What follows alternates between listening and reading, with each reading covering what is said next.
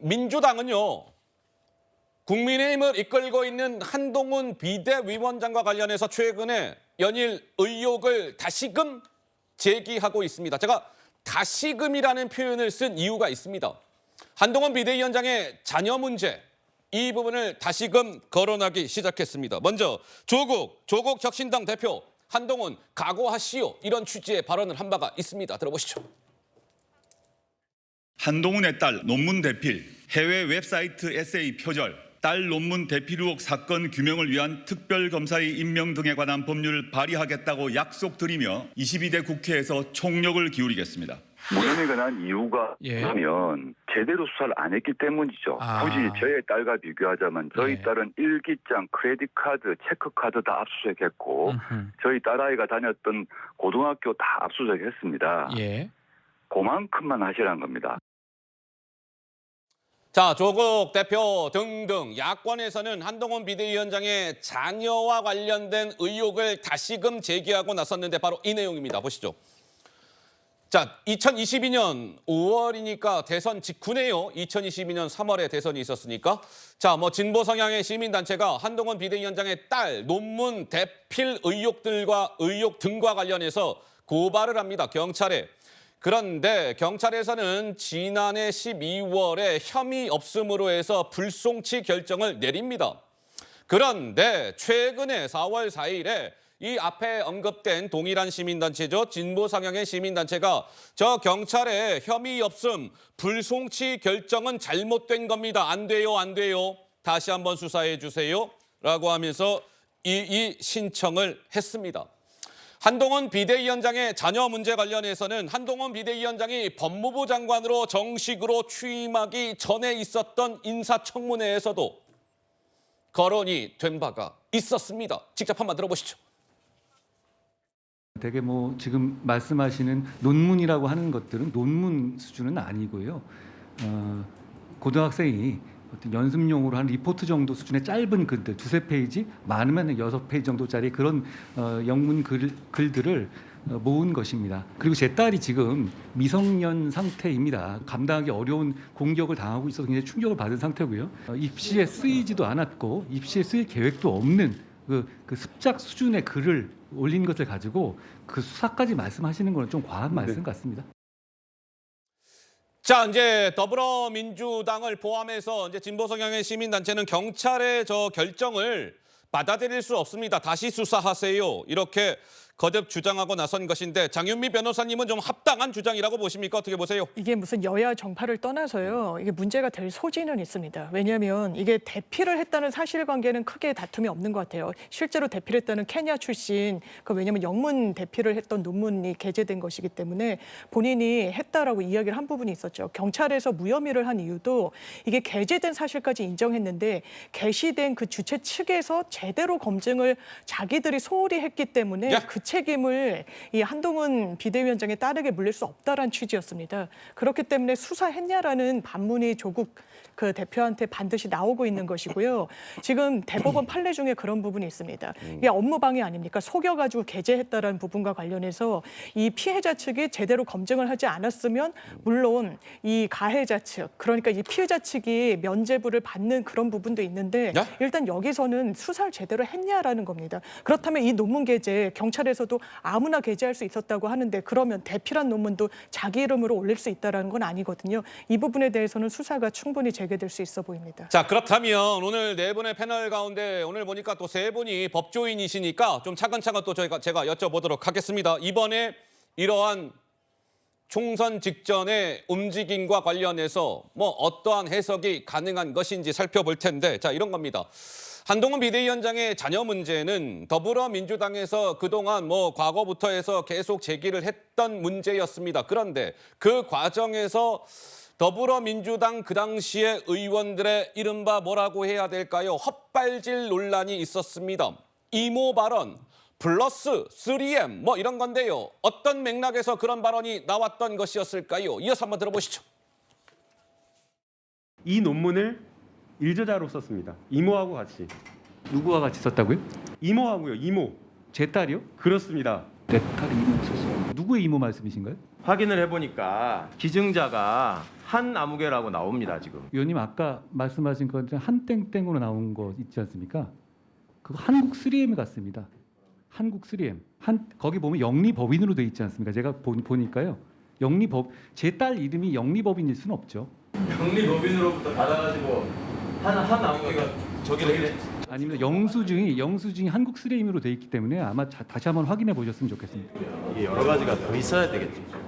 아니. 예. 그 아마 글자의 범위의 차이인 것 같고요. 자, 결론적으로 어쨌든 김남국 의원, 최강욱 전 의원, 전 의원이 됐죠. 최강욱 의원은 저 당시에 저 발언은 잘못 이야기한 것으로 최종 판명이 난 바가 있습니다. 강민석 민주당 선대위 대변인이 어제 이렇게 얘기합니다. 경찰의 봐주기 수사가 노골적이었습니다. 한로남불의 끝판왕, 한동훈이 하면 로맨스고 남이 하면 불륜이에요. 답정너식의 결론일 경우 거센 역풍을 맞을 겁니다. 그런데 경찰이 무혐의 불송치 결정을 내리면서 이야기한 부분은 이거였습니다. 논문 표절 의혹에 대해서 한동훈 비대위원장의 딸 그 논문 표절 의혹에 대해서 당시 경찰은 논문이 게재된 저널은 누구나 자유롭게 논문을 게재하고 공유할 수 있는 곳입니다. 업무 방해죄가 인정되지 않습니다. 그리고 대필 의혹에 대해서는 대필 의혹의 경위, 구체적인 사유나 근거가 없어요. 무혐의 불송치 결정을 저러한 이유를 들면서 내린 것인데 송영문 변호사님, 민주당 진영에서는 다시금 수사의 필요성을 강조하고 있습니다. 재수사 필요한가요? 저는 이 부분에서요. 민주당과 조국혁신당이 이 문제를 점화해 준 것을 오히려 반갑게 생각합니다. 국민의힘이 얼마나 권력의 사유화와는 거리가 멀고 공익을 위해서 공약을 내놓고 있는지를 보여드릴 수 있거든요. 아까 이의 신청에 관한 그래픽 한 번만 이의 신청 그래픽 다시 좀 넣어주실까요? 다시 주시면 지금 이 사안은 시민단체가 고발을 한 사안입니다. 그리고 고발인은 지금 현재 형사소송법상으로는 이의 신청권이 없습니다. 그게 왜 그렇게 됐느냐. 2022년 5월에 민주당이 소위 검수완박을 하겠다고 하면서 형사소송법 개정을 했죠. 그때 고발인의 이의 신청권이 형사소송법에서 삭제가 됐습니다. 그래서 현재대로 하면은 지금 고발인은 이의 신청권이 없어요. 예. 그런데 국민의힘은 지금 공약을 뭘 내놨냐? 이 고발인의 이의 신청권을 부활하겠다고 공약을 했습니다. 그러면은 민주당이나 조국혁신당처럼 이렇게 방탄하고 이런 정당 같았으면은 그 고발인의 이의 신청권을 부활하겠다고 하겠습니까? 그러면은 부활되면은 저 사건에 대해서 다시 수사를 하게 될 거예요. 그러나 국민의힘은 떳떳하게 고발인의 이의 신청권 부활을 공약을 했다. 그리고 만약에 많은 의석을 얻게 되면은 그것을 즉시 시행하게 될 것이다라는 점 말씀드립니다. 자, 이렇게 한동훈 비대위원장의 이제 딸 문제와 관련된 공방이 이어지고 있는 가운데 한동훈 비대위원장은 아들도 있습니다. 그런데 이 한동훈 비대위원장의 아들과 관련해서도 황운하 조국혁신당 의원이 뭔가 한동훈 비대위원장 아들의 학교 폭력 문제가 있으니까요. 그런 것들을 내가 알리는 기자회견을 하겠습니다라고 지난주 목요일 날 공지를 했습니다. 기자회견을 하겠다라고 한 그 날짜는 사전투표 시작일인 5일 금요일이었습니다. 그것을 목요일에 공지한 거죠. 다음 날 하겠습니다. 그런데 어찌된 일인지 황운하 의원이 사전투표 첫날 5일날 기자회견을 하겠다라는 저 일정을 5일날 또 취소를 했습니다. 기자회견을 취소한 거예요. 좀 이상한데요. 한동훈 비대위원장 아들 학교폭력 문제를 제기하겠습니다라고 했다가 그 기자회견을 취소했다.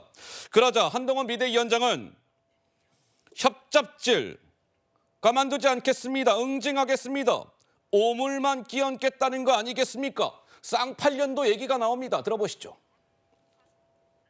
생태땅 청담동 술자리에서 이번에도 민주당과 그 아류 세력들이 또 공작질을 하고 있습니다. 바로바로 지적하고 싸우고 응징할 겁니다. 사전투표 전날 버젓이 학폭이다라고 운운하면서 기자회견 잡고 제목 띄워놓은 다음에 갑자기 취소해버렸습니다. 어그로만 끌고 그냥 오물만 끼얹겠다는 것이죠. 자기들이 자신 있으면 기자회견 하면 됩니다. 기자회견 하겠다고 얘기해놓고 기자회견도 취소한다? 그것도 몇 분 만에? 여러분 이거 그냥 정말 쌍팔년도나 쓰던 협잡 정치질 아닙니까? 자, 전지현 변호사님, 제가 하나 여쭤보고 싶은 것은요. 황운하 의원의 저러한 움직임과 관련해서 국민의힘이 황운하 의원을 고발한 것으로 알려졌습니다. 그런데 기자회견을 하고서 어쨌든 취소를 했는데 그럼에도 불구하고 황운하 의원이 처벌받을 가능성이나 이런 게 있는 겁니까? 좀 어떻게 봐야 됩니까?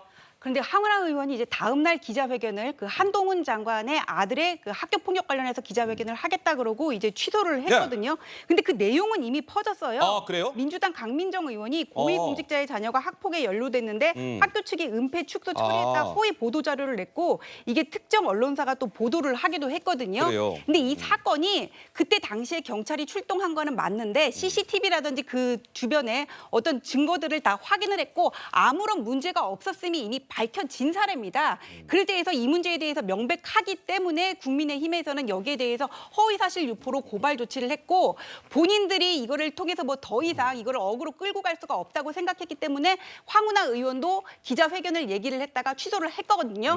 취소를 했으면서 이거는 또 이미 얘기를 그 한동훈 장관 아들의 학교 폭력 관련해서는 이미 얘기를 했기 때문에 유포된 사실에 대해서 국민의힘은 이제 허위사실 유포죄로 고발을 한 거고 거기에 대해서는 기자회견은 취소했을 망정 그 유포되는데 책임이 있는 사람들에 대해서는 이제 또 처벌을 받아야 될 것으로 보입니다. 그렇군요. 자, 국민의힘에서는 어쨌든 선거 막판 김준혁 플러스 양문석 후보에 대한 공세에 고삐를 죄고 있고 민주당에서는 한편으로는 한동훈 비대위원장의 자녀 문제를 다시금 거론하고 나섰습니다. 이 역시 마찬가지입니다. 우리 유권자분들, 시청자 여러분들의 판단들이 있으실 겁니다.